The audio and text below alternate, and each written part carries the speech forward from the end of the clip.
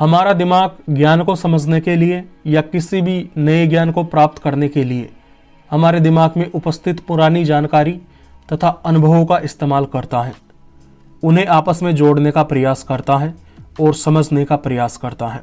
जैसे कि आप किसी रास्ते से जाते हैं और आपको सामने एक कुत्ता दिखाई देता है, तो आपका दिमाग पुरानी जानकारी को प्रोसेस करता है और इस बात का पता लगा लेता है कि हाँ, यह कुत्ता है, इसके पूँछ हैं, 4 टांगे हैं, वह भौंक रहा है, इसका मतलब यह कुत्ता है और यह कुत्ता अभी शांत लग रहा है, तो इससे डरने की आवश्यकता नहीं है।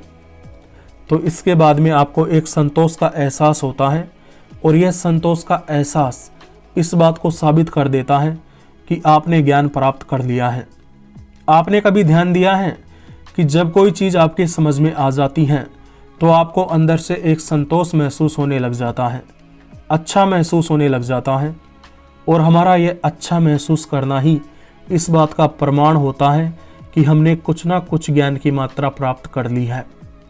सोचो, अगर आपके सामने एक ऐसा जानवर आ जाए जिसका शरीर कुत्ते का है, मुंह बकरी का है और हरकतें वह केंचुए जैसी कर रहा है, ज़मीन पे रेंग रहा है, तो आपको एक असंतोष पैदा होगा कि यह चीज़ है क्या।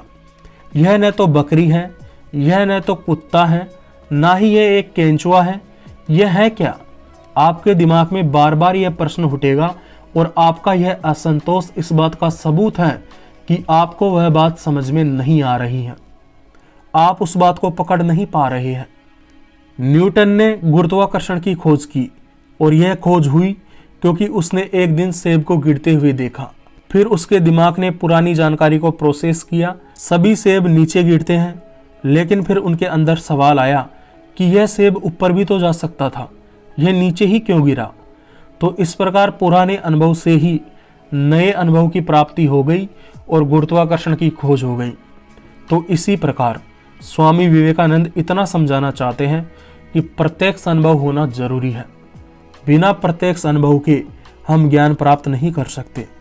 उनके कहने का मतलब है कि हमें किसी चीज़ का अप्रत्यक्ष अनुभव करने के लिए भी उन चीज़ों को किसी न किसी ऐसी चीज़ों से जोड़ना पड़ता है जिनका हमने प्रत्यक्ष अनुभव किया है।